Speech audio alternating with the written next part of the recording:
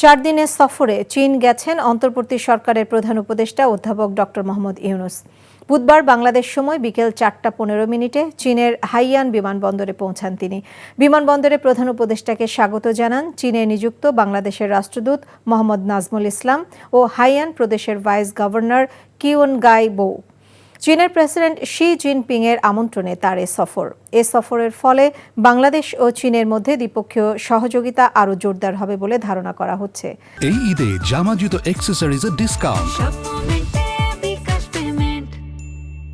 প্রধান উপদেষ্টা চীনের হাইনান প্রদেশে অনুষ্ঠেয় 2025 সালের দ্য বোরো ফোরাম ফর এশিয়ার বার্ষিক সম্মেলনে 27 মার্চ পেনিং প্ল্যানারিতে অংশগ্রহণ করবেন। 28 মার্চ প্রধান উপদেষ্টার সঙ্গে চীনের প্রেসিডেন্ট শি জিনপিংয়ের বৈঠক অনুষ্ঠিত হবে। এ সফরে কোনো চুক্তি সই হচ্ছে না, তবে কয়েকটি সমঝোতা স্মারক সই হতে পারে। অন্তর্বর্তী সরকারের সর্বোচ্চ পর্যায়ের প্রথম দ্বিপাক্ষিক সফর হওয়ায় এটি বিশেষভাবে তাৎপর্যপূর্ণ হয়ে উঠেছে। এই ঈদে জামা জুতো অ্যাক্সেসরিজের ডিসকাউন্ট।